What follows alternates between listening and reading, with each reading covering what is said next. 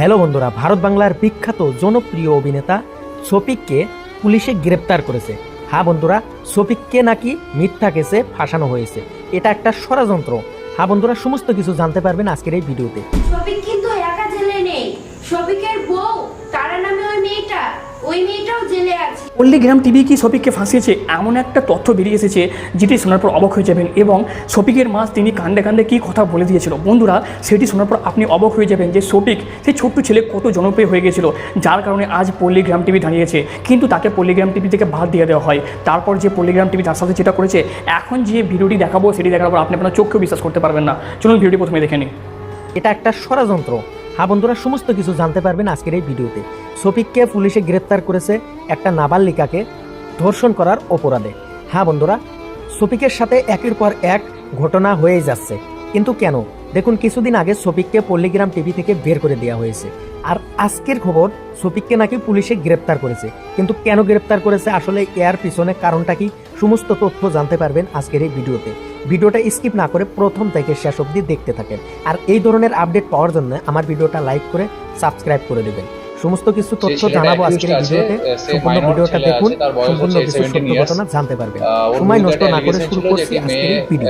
একটা এলিগেশন দেয় যে তার সাথে শারীরিকভাবে সম্পর্ক করে, এবং সম্পর্ক করে তাকে মিসইউজ করা হয় এবং তার পরিবারকে ভয় দেখানো হচ্ছে। তো সেই মেয়েটির বাড়ির লোকের কমপ্লেন উপর বেস করে একটি স্পেসিফিক কেস রিজু করা হয়েছে রেজিনগর থানায়, এবং যেটা পক্সো অ্যাক্টে রিজু হয়েছে এবং চাইল্ড ম্যারেজ প্রোহিবিশন অ্যাক্টের মধ্যে দেওয়া আছে। তাতে আমরা দুজনকে অ্যারেস্ট করেছি। যে ইউটিউবারের কথা আপনারা বলছেন, সেই ছেলেটির বয়স 17 বছর। তো অ্যাজ পার পক্সো অ্যাক্ট তাকে আমাদের জুভেনাইল জাস্টিস যে বোর্ড আছে জেজেবি, সেখানে প্রোডাকশন করতে হবে, এবং তারা যেটা সিদ্ধান্ত নেবে তাকে মেবি হোমে স্থানান্তরিত করা হবে, এবং আমাদের বাকি যে লিগেল প্রসিডিওর আছে মেডিকেল থেকে শুরু করে সেখান থেকেই হবে। আমরা পিসি নিচ্ছি না, কারণ জুভেনাইলদের পিসি নেওয়া হয় না। অ্যাজ পার জেজেবি যেমন ইনস্ট্রাকশন দেবে আমরা সেই ইনস্ট্রাকশন মেনে চলব। হ্যালো বন্ধুরা, এবার আমি শফিকের বেস্ট ফ্রেন্ড ইমরানদার মুখ থেকে কিছু কথা শুনবো। আপনারা ধৈর্য ধরে কথাগুলো শুনুন। যে শফিক একটা মেয়েকে বিয়ে করেছিল। হ্যাঁ বন্ধুরা, তোমরা অনেকে জানতে চাইছিলে যে এই মেয়েটা কে, এই মেয়েটা কে। তো হ্যাঁ বন্ধুরা, এই মেয়েটা হলো শফিকের বউ। আসলে শফিক বিয়ে করেছিল এই মেয়েটাকে। সেই মেয়েটা বাড়ি হচ্ছে রেজিনগরেরই আশপাশে দাঁতপুর বলে একটা জায়গাতে। মেয়েটার বাবা টোটো চালক এবং তার মা সাধারণ গৃহিণী। আর মেয়েটার বয়স মোটামুটি 17+, আর শফিকেরও বয়স তো 17+, তোমরা জানো। তো তাদের দুজনের বিয়ে হয়েছিল।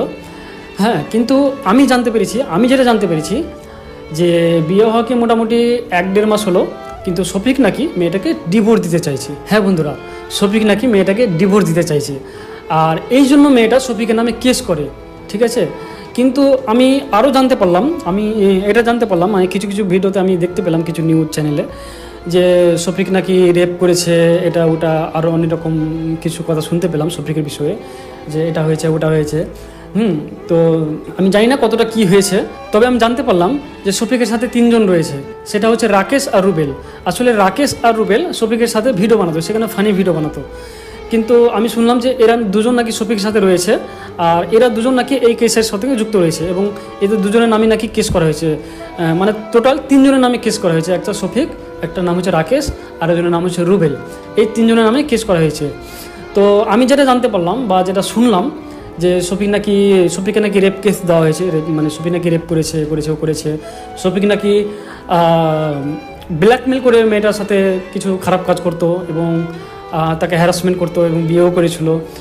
তারপরে নাকি শফিক তাকে ডিভোর্স দিতে চেয়েছিল। এই জন্য নাকি শফিকের নামে মেয়েটার মা কেস করেছে। বিয়ে বলেছে, তুমি যদি আমাকে বিয়ে না করো আরো ভিডিও পোস্ট করবো, তোমার লাইফ বরবাদ করে দেবো।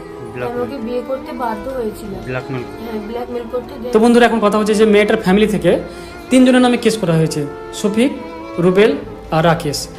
আর আমি এটা শুনলাম যে তারা নাকি একটা হোটেলে ছিল, এবং শফিক আর রাকেশ হোটেলের ভিতরে ছিল, আর রুবেল বাইরে খাবার আনতে গিয়েছিল। তো যখনই পুলিশ ঢুকেছিল, তো 2 জনকে ধরতে পেরেছে। একটা হচ্ছে শফিক, আর একজন নাম হচ্ছে রাকেশ। রুবেলকে ধরতে পারিনি, তবে রুবেলকে খুব তাড়াতাড়ি পুলিশ ধরবে, এটা আমি জানতে পারলাম। তো খুব কষ্ট লাগছে বন্ধুরা কথাটা শুনে, কারণ আমি তো ভাবতে পারছি না যে শফিক এরকম কাজ করতে পারে বা করে।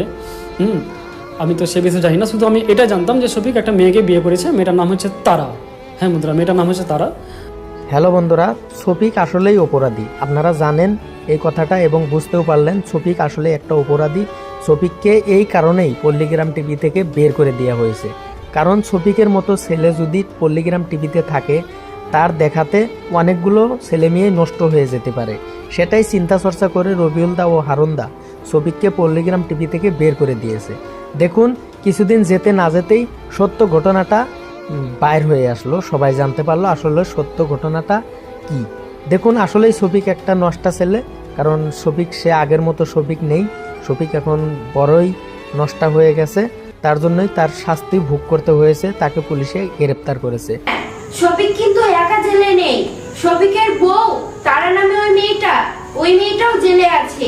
আর হ্যাঁ বন্ধুরা, শফিককে 5 তারিখে ছাড়ার কথা ছিল, কিন্তু দুঃখের বিষয় শফিককে 5 তারিখে ছাড়েনি। আর হ্যাঁ, সামনে শফিককে একটা ডেট দিয়েছে, দেখাই যাক ওই ডেটে শফিক ছাড়া পায় কিনা। আর হ্যাঁ বন্ধুরা, সোশ্যাল মিডিয়ায় অনেকেই শফিকের নামে ভিডিও করে ছাড়ছে যে শফিক জেল থেকে ছাড়া পেয়ে গেছে। এই কথাগুলো একদম ফেক। শফিক এখনো জেল থেকে ছাড়া পায়নি, তবে ও টাইম দিয়েছে, ডেট দিয়েছে, সেই ডেটে দেখা যাক শফিক ছাড়া পায় কিনা। শফিকের ইনস্টাগ্রামে একটা ভিডিও পোস্ট হয়েছে, ওটা শফিক ছাড়েনি, শফিকের একটা ফ্রেন্ড ছেড়েছে। অনেকেই কমেন্ট করছে যে শফিক ভিডিও ছেড়েছে, ওটা শফিক ছাড়েনি, শফিকের একটা ফ্রেন্ড ওর কাছে ওই আইডিটা আছে, দিয়ে ও ছেড়েছে। শফিক এখনো জেলেই আছে, ও এখনো ছাড়া পায়নি। আশা করছি ও অল্প দিনের মধ্যে জেল থেকে ছাড়া পেয়ে যাবে। আপনারা সবাই দোয়া করবেন ও যেন খুব তাড়াতাড়ি জেল থেকে বেরিয়ে আসতে পারে। আর হ্যাঁ বন্ধুরা, শফিক যদি জেল থেকে ছাড়া পায় আমি অবশ্যই ভিডিও করে অবশ্যই আপনাদের সামনে আমি নিয়ে আসবো। আর হ্যাঁ বন্ধুরা, শফিক যদি জেল থেকে ছাড়া পায় আমি অবশ্যই আপনাদের সামনে নিয়ে আসব। ওর নিজের মুখে কথাগুলো শুনবেন, ও দোষী না নির্দোষী, না ওকে ফাঁসানো হয়েছে, আপনারা ওর মুখ থেকে শুনতে পাবেন। তো ফ্রেন্ডস, ও শফিক অনেক কষ্ট পাচ্ছে আর ও খুব কান্নাকাটি করছে। আপনারা সবাই দোয়া করবেন ও যেন খুব তাড়াতাড়ি জেল থেকে বেরিয়ে আসে। শফিক যখন থেকে পল্লীগ্রাম টিভি থেকে বেরিয়েছে তখন থেকে কিন্তু শফিকের জীবনে ঝামেলা শেষ নেই। তার লাইফে একটার পর একটা প্রবলেম আসতেই আছে। আর তোমরা হয়তো বিশ্বাস করবে না যে শফিক আমার জীবনে যখন থেকে এসছে তখন থেকে কিন্তু আমার লাইফেও ঝামেলা শেষ নেই, মানে আমার লাইফেও একটার পর একটা প্রবলেম আসতেই আছে। আসলে বন্ধুরা, শফিক যখন পল্লীগ্রাম টিভি থেকে বেরিয়ে আমার কাছে এসেছিল তখন অনেকে মনে ভাবে যে শফিককে নাকি পল্লীগ্রাম টিভি থেকে বের করেছি আমি, যে শফিককে নাকি আমি ফাঁসিয়েছি। হ্যাঁ বন্ধুরা, তোমরা হয়তো অনেকে জানো যে শফিক বর্তমানে জেলে রয়েছে এবং শফিক কী কারণে জেলে রয়েছে সেটাও তোমরা অনেকে জানো, কিন্তু তারপরেও অনেকে মনে ভাবছে বা অনেকে ফেক ভিডিও বানাচ্ছে যে আমি নাকি শফিককে ফাঁসিয়ে জেলে ভরেছি। তাছাড়াও অনেকে মনে করছে যে পল্লীগ্রাম টিভি শফিককে ফাঁসিয়েছে। আবার অনেকে মনে করছে যে শফিককে ফাঁসিয়েছে শফিকের বন্ধু রাকেশ এবং রুবেল। কিন্তু আসলে সত্যিটা কি, শফিককে আসলে ফাঁসিয়েছে কে সেটা তোমরা অনেকেই জানো না। তো আজকের এই ভিডিওতে আমরা জানবো যে শফিককে আসলে ফাঁসিয়েছে কে, মানে শফিককে ফাঁসানোর আসল ভিলেন কে। তাছাড়াও আমরা জানবো শফিকের ফেসবুক পেজের বিষয়ে। আসলে শফিকের একটা ফেসবুক পেজ রয়েছে, তো সেখানে আমি কিছু ভিডিও পোস্ট করি, তো অনেকে ভাবছে শফিকের পেজটা হয়তো আমি নিয়ে নিয়েছি। এরকম শুরুতে বলবো যে শফিক আসলে জেলে গেছে কেন, বা শফিককে আসলে ধর্ষণ মামলায় ফাঁসালছে কেন। তো বন্ধুরা, আমি যেটুকু জানি যে শফিক এবং তারার মধ্যে নাকি একটা ভালো সম্পর্ক ছিল, তাদের মধ্যে একটা রিলেশন ছিল এবং তারা দুজন নাকি মোটামুটি 4 থেকে 5 মাস আগে রেজিস্ট্রি বিয়ে করেছিল। কিন্তু আমি যতটুকু জানি যে 18 বছর নিচে তো কারো রেজিস্ট্রি বিয়ে হয় না। তারপর এইভাবে কিছুদিন কেটে যায় তাদের মধ্যে সম্পর্ক, কিন্তু শফিকের বাড়ি থেকে পুরোপুরি মানা করে দেয় যে আমার ছেলের বিয়ে দিব না।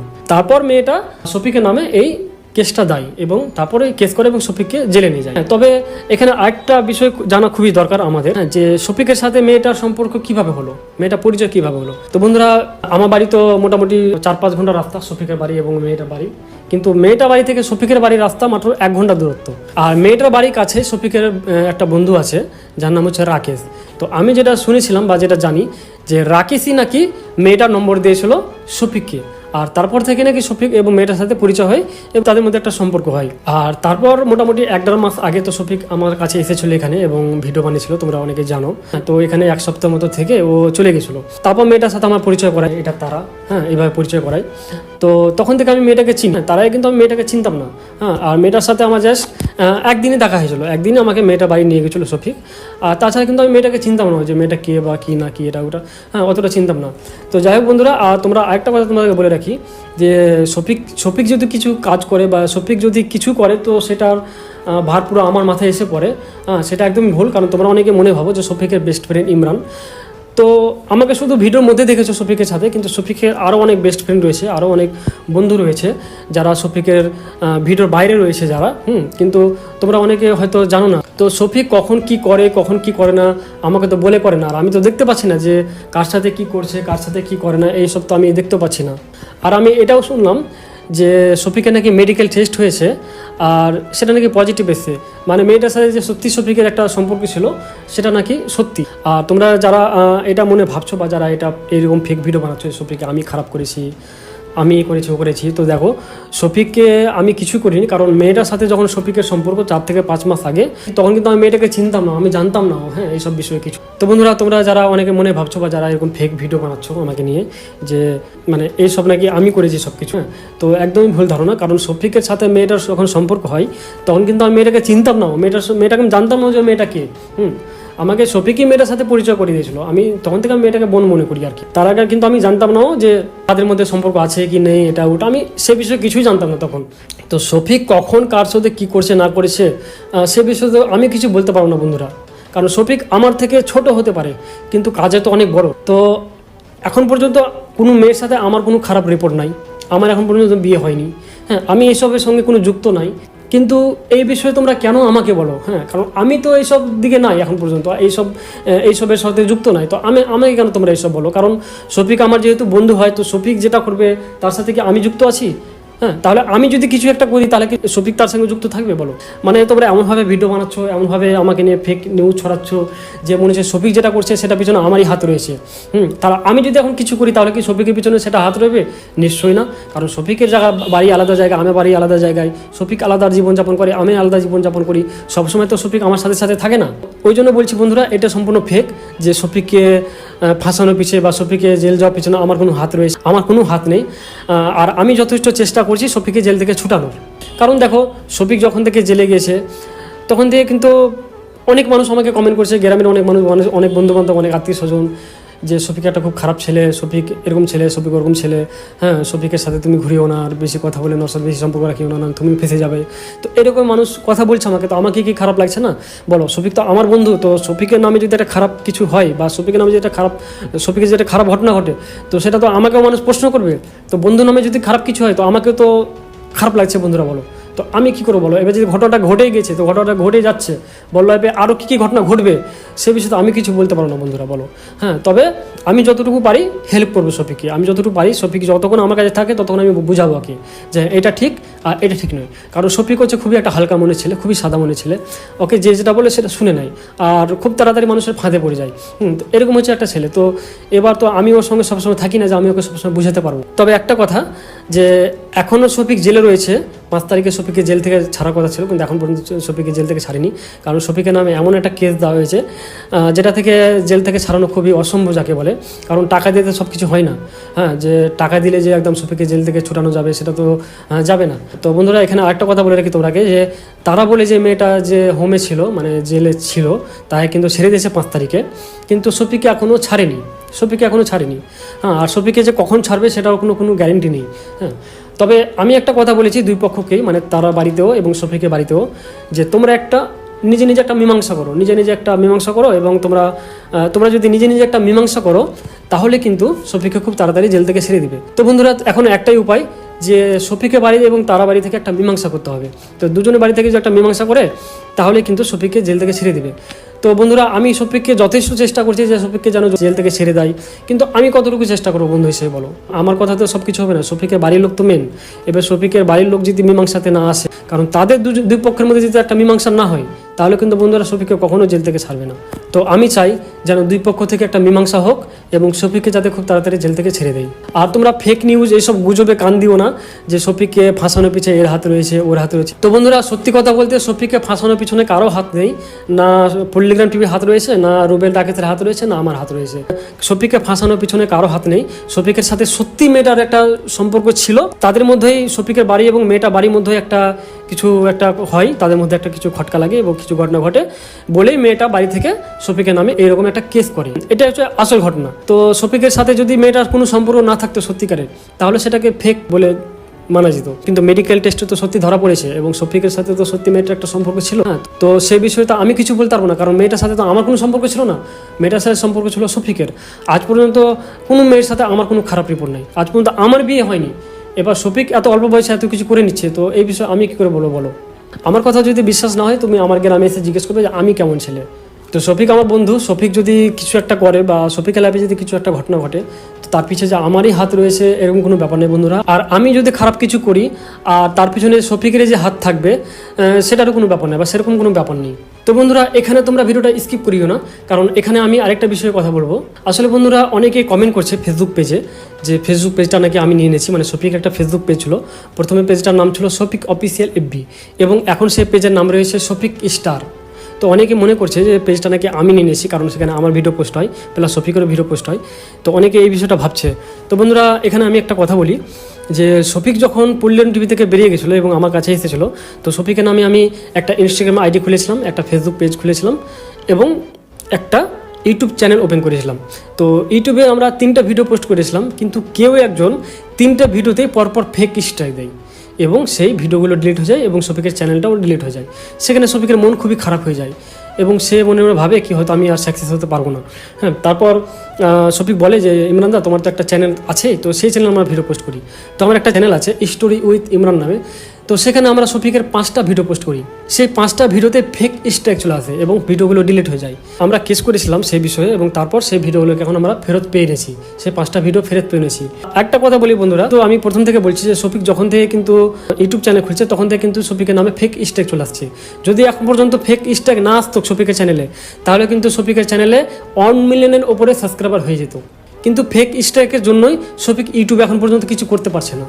আর এখানে আরেকটা কথা বলি যে শফিকের যে ফেসবুক পেজটা রয়েছে সেই পেজে কিন্তু 8টা রিপোর্ট রয়েছে। হ্যাঁ বন্ধুরা, 8টা রিপোর্ট। তো আমার আগেকার ফেসবুক পেজে 8টা রিপোর্ট এসেছে, তো আমি আর এখন ওই ফেসবুক পেজে ভিডিও আপলোড দেবো না। আর সেই জন্য কিন্তু শফিক একদমই ডিমোটিভেট হয়ে গেছে। আসলে বন্ধুরা শফিক 2টো ফেসবুক পেজ খুলেছিল।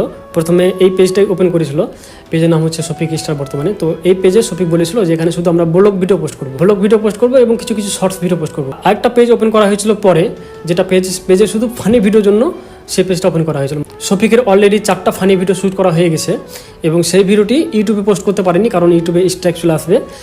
আর পেজে পোস্ট করার জন্যই একটা পেজ আলাদা করে ওপেন করা হয়েছিল, হ্যাঁ, শুধু শফিকের এই ফানি ভিডিওগুলো পোস্ট করার জন্য।